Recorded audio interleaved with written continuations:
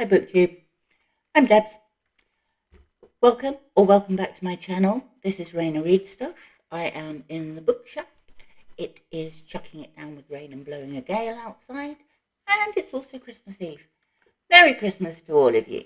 But it's also Sunday, so Sunday is my traditional time for my weekly wrap up. That's what you're going to get. This week, not that many books, only 5, and I have 2 novels, 1 children's book, and 2 non-fiction. So what should we start with? Let's start with the children's book. This is called The Curse of Rocamadour. And this is a children's adventure aimed at 8 to 12-year-olds. It is about a young girl who finds a stone that she thinks has special properties. She wishes to be an archaeologist. She goes to France on a school trip and makes friends with a young guy who lives near the site that they're staying on, and he has the other half of the stone. And when you put them together, you flit through time. And this is it's a great book for kids. I think I would have loved this when I was 8. I also wanted to be an archaeologist. We've got time travel. We've got a bit of mystery. We've got some adventure. It's by Louise, and thought it was fun. Good stuff. Novels. Firstly, by one of my favourite authors, the Albanian International Booker Prize winner, Ismail Kadare. This is The Successor. And The Successor is all Kadare's books have a certain element of surrealism about them, but this is a political intrigue.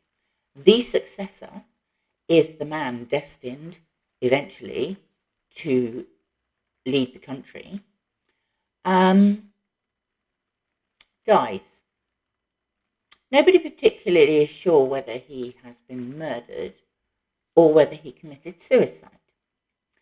And it prompts an outcry of confusion from the rest of the populace. Firstly, he is denounced as a traitor. No days of mourning are held. Everybody's a bit confused. Then the leaders decide that actually he was a bit of a hero. So his body is put into a proper memorial. Then they decide that maybe he was a traitor after all, so he's shifted back to a common graveyard. Confusion abounds, and it's almost like Kadare is saying, if Albanians don't understand themselves and their own country, how the hell is anyone else meant to understand it? I love his books. I love the way he writes. And this was a real joy. It was a reread. It was a real joy. This one, David Blackie, Home is Not a Country. This is about an English academic who is divorced. He has no children. His mother lives in Scotland. He decides to go and is awarded a research grant to go to Australia to research a particular man who was transported for crimes and then later wrote a memoir that nobody quite believes. So he's heading off to Australia to investigate, do some more research into the claims that this man made in his diaries. He also has 2 uncles who emigrated to Australia in the 50s, the £10 poms. And so this is about, it starts off about his research, but then he starts looking into his own family history, and he's intrigued as to how his one of his uncles and aunts met, because they met on the crossing to Australia, which then was, hideously long. Family intrigue, not so much on the research. Bit of a love story in there. I enjoyed it, and the writing was good, but I'm not actually sure how I feel about it. I read it quite quickly. I mean, it didn't put me off or anything. I just thought a bit, yeah, okay. So, a bit undecided about this one. Finally, we have 2 non-fiction books.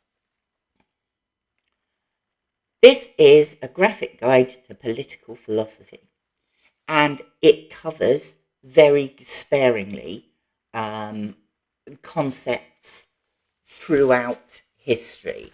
We're talking about essentialism, idealism, liberalism, capitalism, Marxism, etc., etc., etc. I like the way it's done. It's quite fun. I don't think you're ever going to learn a huge amount, but as a basic guide, it's really good. Finally, I read this as part of Q4 for Historathon. Voices of the Windrush Generation by David Matthews, who is a journalist and also a second-generation Windrush. Now, I said before in my Historathon video, if you don't know, the Windrush Generation are predominantly Caribbean in origin, and they were enticed over here by the British government to help rebuild the country. We needed people after the end of the Second World War. And it's called the Windrush Generation because many of them came over on a boat called Windrush. Once they got here, in my opinion, they were badly let down. People wouldn't rent them houses because they were black. And although we wanted people to work to rebuild the country, basically the only jobs that they were offered were things like bus conductors, bus drivers, train drivers. You can sweep the roads, but you can't do anything intelligent like you were already doing in the Caribbean. Each chapter is by a certain individual, or in one case it's a mother and daughter, and it is very much like a transcript of an oral history in that they just chat. You get the impression they have just been let loose with a tape recorder that has then been transcribed, because they talk about their lives before they came here and after they came here. They talk about the institutionalized racism over here. And it's little things like that. One woman in here, said that she would queue in a supermarket, and when it came to pay for the goods that she had, her change would always be put on the counter. If the shop assistant had been dealing with a white person, she put the change in their hands. But with her, because she was black, the change was put on the counter and she had to pick it up. And it might seem a very minor thing, but that's actually huge.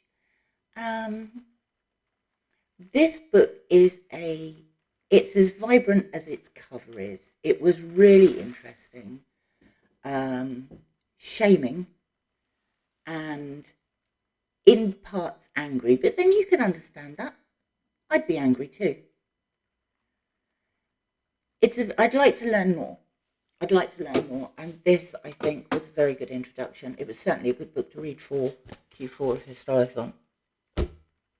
That's my books for this week. So on my Read What You Own challenge, I've finished 41 books. I'm a little bit behind where I was hoping to be, but I haven't been tempted. I've been slightly tempted to buy a couple of books, but I haven't bought any books. And I haven't. I do look longingly at the Kindle every so often, or rather, I use the Kindle app on my iPad. Um, but I haven't been tempted there either. Not even free ones. I've been very good. Um, I've got a couple of things coming up next week. And then the final weekly wrap up of the year will be next week, next Sunday, because I think it's New Year's Eve next Sunday. I am now heading off down south in the howling gales and the driving rain to spend a couple of days with my family. Whatever you're doing this Christmas, I hope you have a wonderful time and that Christmas is full of fun and family and friends. And I very much appreciate your support. Thank you very much for watching. If you'd like to like and subscribe, that would be wonderful. If you've read any of these books, please leave a comment. But have a lovely festive season, and I will speak to you very soon. Bye-bye for now.